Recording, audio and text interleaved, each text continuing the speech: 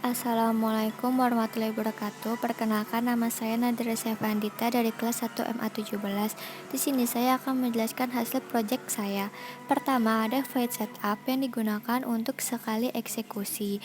Lalu ada kurung kurawal terbuka yang digunakan untuk menentukan awal fungsi blok.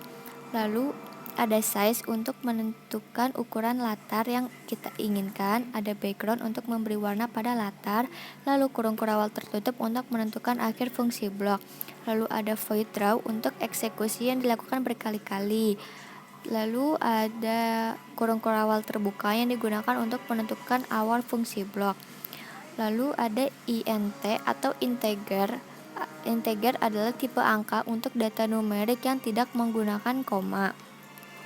Lalu ada second untuk menentukan waktu yang kita inginkan. Lalu ada stroke weight yang digunakan untuk memberi ketebalan pada objek, ketebalan garis pada objek. Lalu ada fill yang digunakan untuk memberi warna pada objek. Rect digunakan untuk persegi, untuk membentuk persegi. Lalu di bagian bawah itu sama semua seperti yang tadi di atas. Dan di sini saya akan menunjukkan hasil objeknya seperti apa. Jadi hasil objeknya seperti ini. Jadi dia dari kecil lama-kelamaan membesar gitu. Terima kasih. Wassalamualaikum WR.WB.